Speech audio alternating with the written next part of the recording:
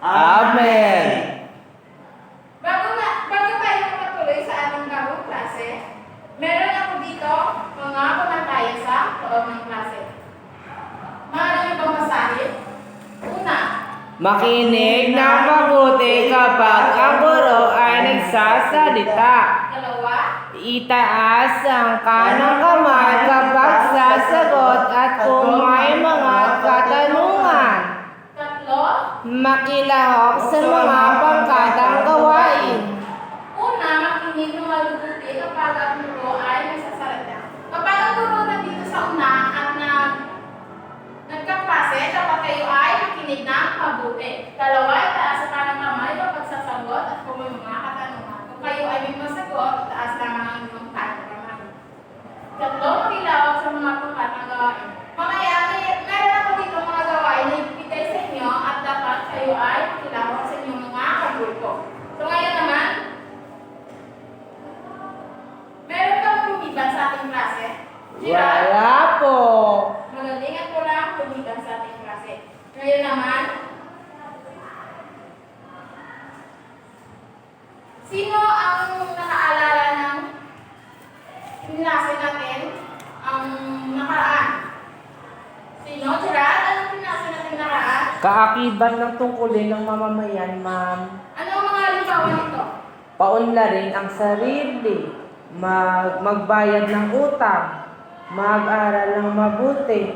Huwag ang kinin ang pagmamayari ng iba, ma'am. Magaling. Sino naman? Ika naman. Kung Sige, mga- Daniel. Mga karapatan na Anong mga halimbawa nito?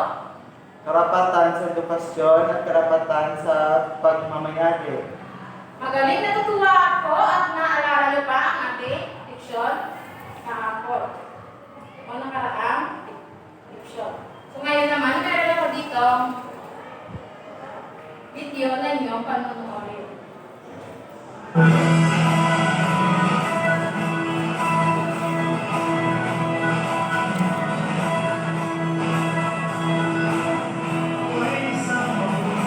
Pilipino, mahal ko ang bayan ko. Bukas ko ang aking mga tungkulin, sinusunod ko ang kanyang mga lituntunin.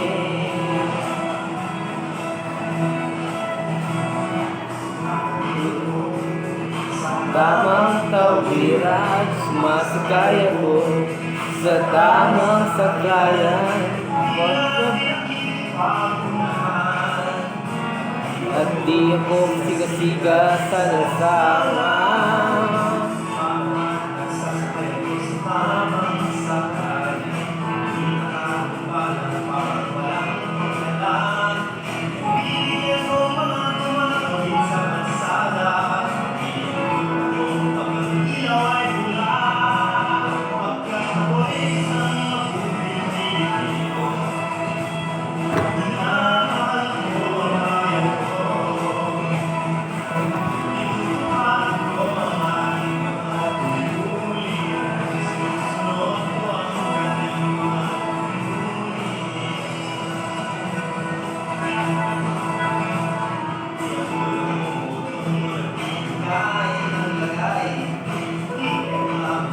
Tinatanggap kong ibigay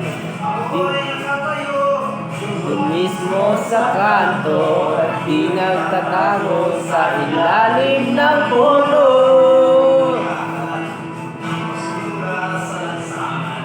Di bubuga ng puso ang aking sasakyan. Sura na alagaan ko ang aking kapaligiran. Pagkat mabuting Pilipino, minamahal ko ang bayan ko. Upad ko ang aking mga tungkulin, sinusunod ko ang kanyang mga lituntunin.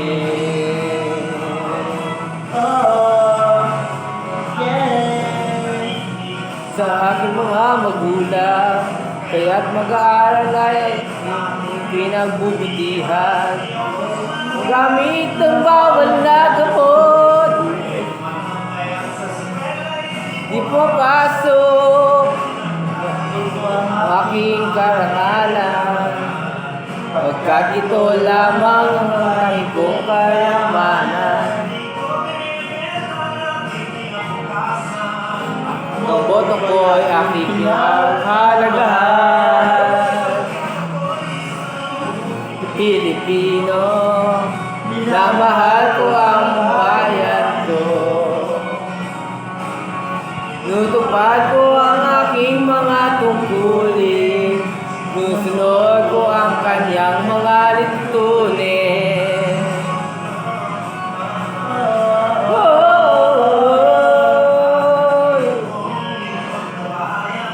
Pagkabuo lagay ay hindi ko pinabayaan. So ngayon naman, anong natutunan nyo sa ating pinanood? Maging isang mabuting Pilipino, ma'am. Tama. Rachel, ano natutunan mo sa video? May pinanood mo. Anong mga nakita mo sa video? Ano mga Tumatawid sa tamang tawiran. Mga tungkulin ng sa Pilipino. Magaling. So ngayon naman, meron ako dito activity na ibibigay sa inyo. At sa loob ng envelope na ito, mayroong picture. Ang picture mo sa sulod na i-explain niyo kung ano nakita nyo sa picture. So, ang niyang masilbi unang pangkat. At ito ang ikalawang pangkat.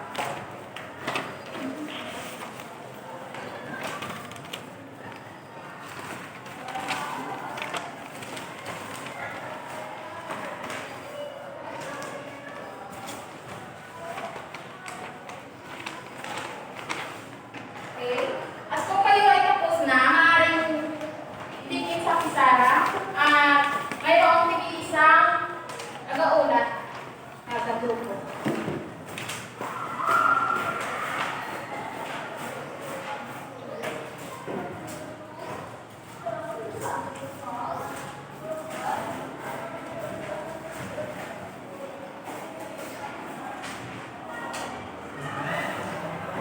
Ang unang grupo.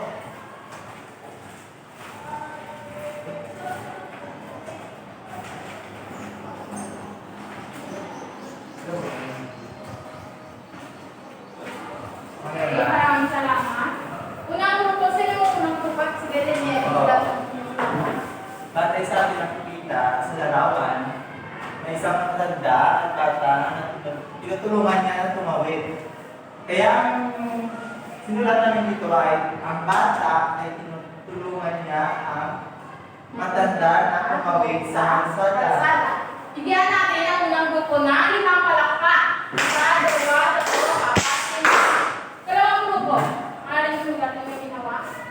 Batay sa larawan na ito, ang isulat namin, ang mga tao ay nalilin sa kapaligiran dahil nagpahawak sila ng pulis, tapos may basura at may daspan. Tapos may basurahan, tapos yung bata ng may hawak na basura, mga basura na itatapon. Ang galing. At bigyan natin ang ikalawang pangkat na 5 palakpak. 1, 2, 3, 4, 5. Ngayon naman, sulihin natin kung tama ang kanilang ginawa. So, sa unang pangkat, nakita dito na may isang matanda at isang bata. Batay sa larawan, yung nakita ninyo ay tumatawid sila sa kalsada. So, tama ang inyong mga sagot na ang bata ay tinutulungan niya ang matanda na tumawid sa kalsada. So, batay dito sa picture na ito, ang bata tinutulungan ang matanda na tumawid sa kalsada. So, sa ikalawang pangkat naman, ang mga tao ay naglilinis. At meron ditong mga basurahan, at meron ditong bata na may dalang mga basura. At tama ang ginawa na unang pangkat. Ang mga tao ay naglilinis sa Pilipinas. So, ngayon naman,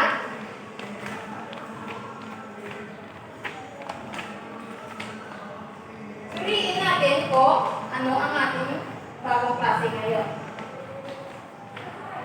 So, ano nga ba ang sitiko?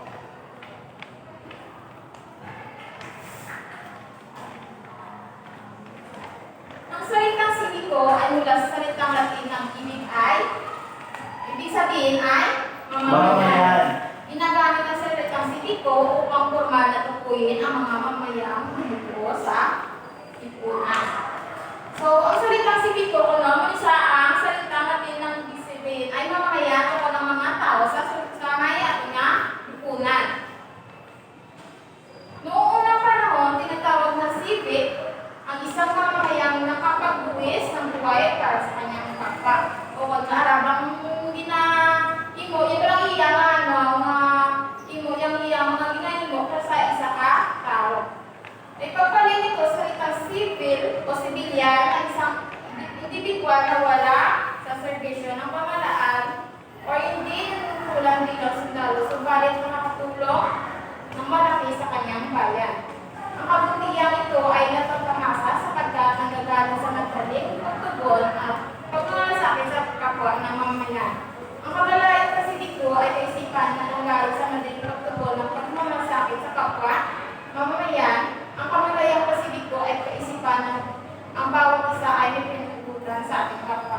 So, ang salitang sibiko, ang isa ang pagpuli sa isa ka tao na wala sa isang baylo o isang bayan. So, ang isang bawat kamalayang pasibiko ay kaisipan na bawat isa ay may pinagkukutan sa kanyang kapwa. So, may ara kita sa isa-isa sa ating mga tao, may ara kita panunugutan sa kanyang kapwa. So, ano naman ang kagalingang pansibiko? Isang sitwasyon, isang taglay ng mga mamamayan ay ang kamalayan na may panunugutan sila sa kanilang kapwa. Mga gawain pansibiko ay mga pagkilos at paglingkod sa iba na kusang inihandog ng individual. So, may hari ko di picture, may example. So, sa first picture, may ara sila mga free, galang mga health service mula sa atong barangay, may ara kita, diba, may ara kita free health service.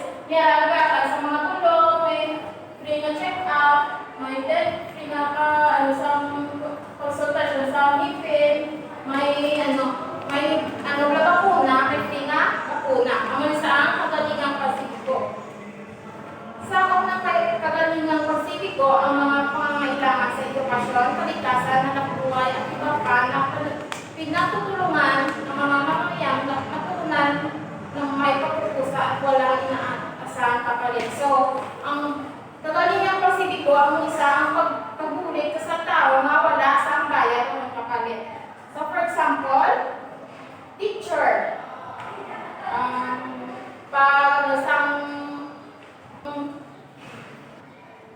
Sa mga pagkaon. Pagin mo sa mga pagin mo sa mga pag-limpyo sa ating nga kapaligiran. Mga gawain at epekto ng pansibiko. So first, mga gawain pansibiko na maggawa ng isang bata. Sa mga batang tulad ninyo, ang gawain pansibiko ay makikita sa payak na paggawa ng kabutihan. Halimbawa lamang ang magalang ng pag-usap sa matanda. Ang marabang pag-istorya niyo sa matanda sa magal, marabang pagtawag sa mga pagtawag sa mga nakaano sa inyo, nakatatanda sa inyo. Paggabay sa paglakad ng may kapansanan. Nagawa ang paggabay sa paglakad sa may kapansanan. Example, kung may masakit o kung may for example, ang pilay yung mga friend, ligan sa or kung yung mga may kilala may kapansanan, sabi na buligan. Pagtulong sa paglinis sa kapaligiran. Example, clean and green. Tulong sa paglinis ng kapaligiran. So, ikadua, pagsunod sa mga batas ng inyong munisipyo at maging ng ating bansa. Example niyo, jaywalking. Yara, kung diba na bawal tumawid, nakakamatay ng mamo. Diba naman mga poster ba sa kilid, nang dapat pagsunod sa mga batas ng inyong munisipyo. Ang pagkakilid ng mga produkto ng inyong komunidad at ng ating bansa ay halimbawa din na gawain pasibiko na maaari ng Muna umpisahan ngayon pa lamang. Example lang pag baylo-baylo, basta mga produkto ang bumili dapat natin na. Okay? Ang bumili sa example sa gawain kasi ito. Ang pagpapalabas ko, pagtulong sa mga pagtama ng kapatid ko, isang gawain. Maging pagtulong sa pamamahala. Pamamahala sa kapatid ko, sa mga bata scout ay isa rin gawain kasi ito. Example ko, ina-picture na tulungan. Example sa atin, pinatulungan sa bata ang maganda na tumawid. So, ang mga susing katangian dapat tagayin na isang gawain kasi ko ay ang sumusunod, pagkusang loob, pagtulong na walang inaasang kapalit at bayanihan. So, ang dapat tuloy mo sa isang tao na mag-epektibo, ang paggawa sa pagsibiko ay kusang loob, pagtulong na walang kapalit o walang bayad. Talagang wala kaya wala sa bayad o kung may apansin mo. Bayanihan, example sa bayanihan na ang isang gawain pagsibiko. So kasi sa dire sa ato nga Diyos, may mga susing katangian na dapat na may isang pasibik ko. May mga sa kala, may mga kapalit sa nabra or may mga bayad. Ang ginayin mo, mga amo nito. Wala, ma'am. Naa. Di kay kusang loob, ma'am, daw si imo lang kabubuton. Bala, ma'am, ang magbulig. Bala, ma'am, ang... Very good.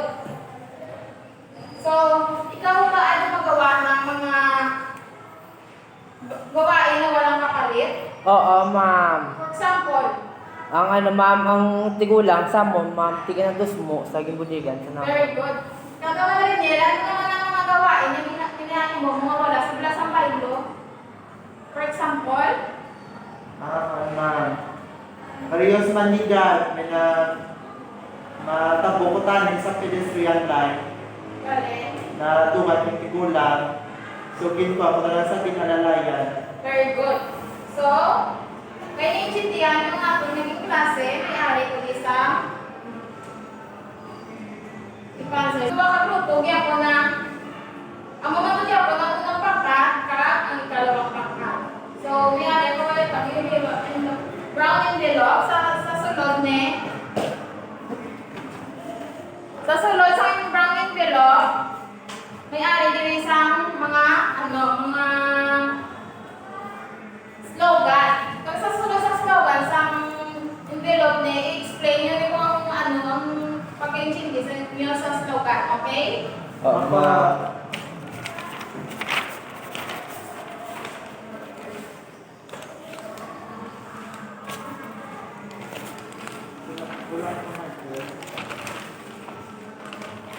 Bigyan ko kayo lang ng 5 minuto.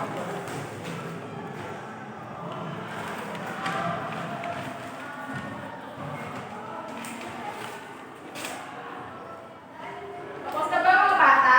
Oo, ma'am. Ay, dali lang, ma'am. May sala, ma'am. Isla na lang mo ng Manila paper, ma'am. Malapit na po kami matapos na Kung kayo ay tapos na, maaari isa lang. Oo, amo na siya. Amo niyo. Amo na siya, amo na siya. Hindi amo niyo. Ma'am, tapos na, ma'am. Maaari nyo lang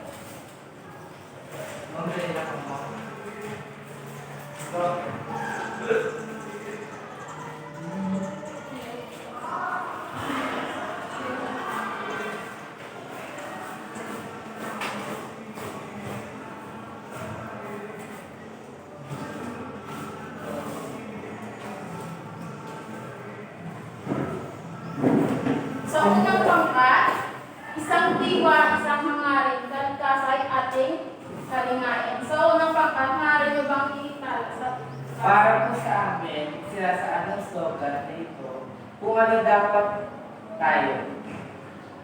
Lahat ay makilahok sa paglilinis at mag-alaga sa ating kalikasan. Kung tayo ay may iisang layunin at mithiin siguradong gaganda muli ang ating kalikasan. Kaya inaanyayahan ng lahat na makilahok at makibahagi sa paglilinis ng ating kalikasan at kapaligiran. Sa unang pangkat, ang kanilang slogan ay isang iwa, isang maayos, kaligtasan ay ating kalinain. So, ang ilang sabat, sinasaad ang slogan na ito, kung dapat tayo lahat ay pilahok sa paglilinis at pag-alaga sa ating kalikasan. Kung tayo ay may isang layunin at titiin, sigurado gagawin muli ang ating kalikasan. Kaya inaanyahan ang lahat na makilahok at higahin. So, bigyan natin ng 5 palakpak ang pangkat. Kalawang pangkat.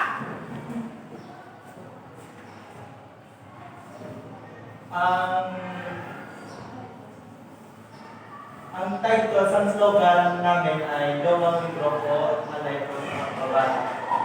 So, batay sa title, ang sinasaad ng slogan nito, kung tayo ay may mga lumang libro, ay dapat natin pamibigay sa mga batang mas nangangailangan na gustong magbasa.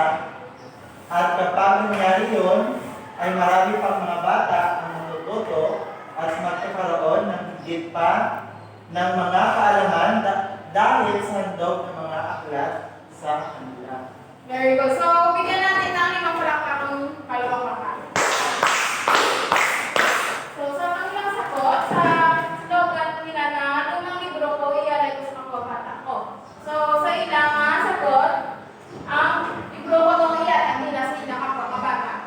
Ay parang ilang kakwabata, ang ibig tagas ng libro, may alam, may madugang, mabalang sa mga higit pang mga kaalaman. Kaya sa akin na kanilang libro. So, subong naman, may alay ko din sa pasiran sa inyo. Panuto, kumuha ng isang pirasong papel at isulat ang letra ng pinakaabot ng pagkilos sa sumusunod na sitwasyon. So, magkuha ka mo sa isang papel, nagdala ka mo answer. Chinde? Opo, ma'am. Tapos na?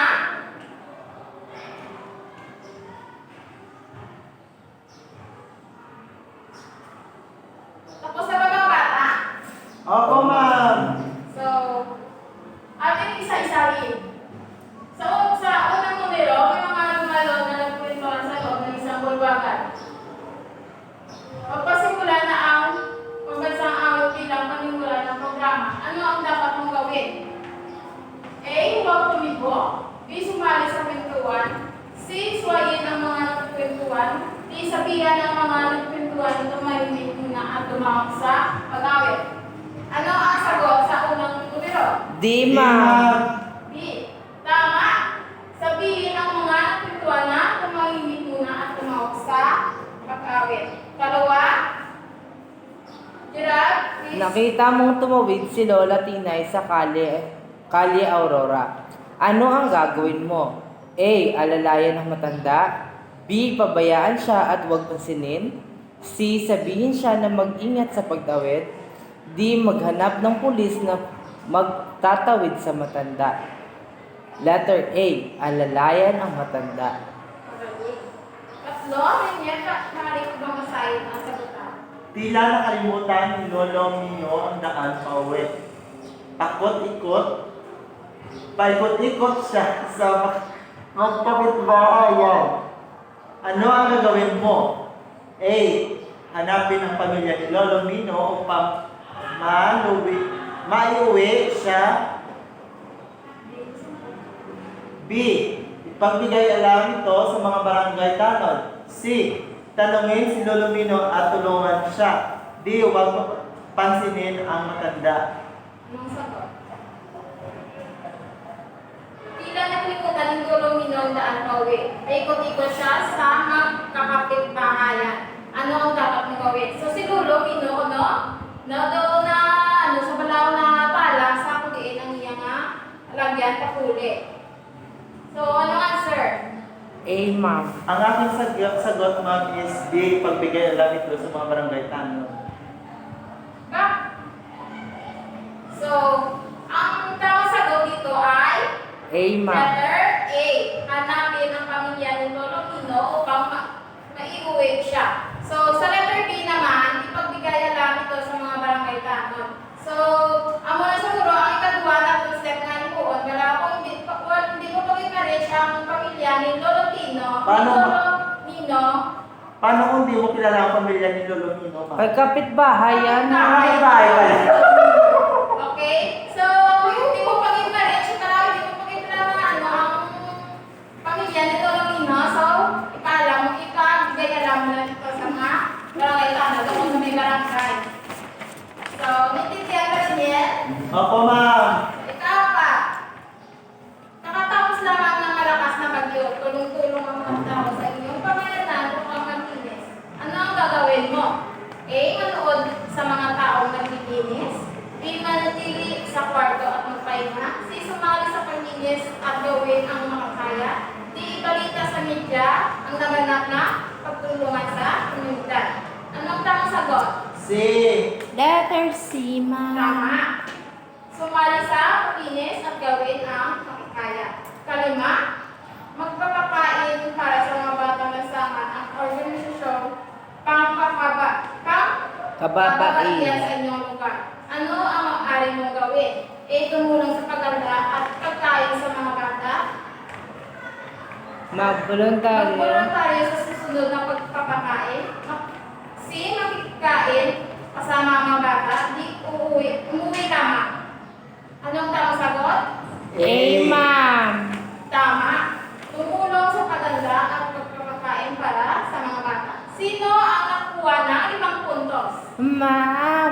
Ma'am. Very good. So, si Riniel ay may isang Mali. mali. So, better luck next time. So, may ari kung isang assignment ngayon ka operasi.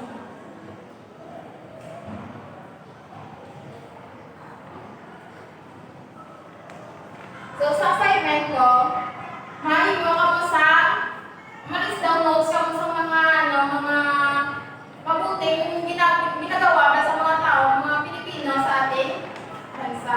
Pila ka bilog, ma'am. Magusto ko kung pila ka bilog. Hindi lang. Oo, ma'am.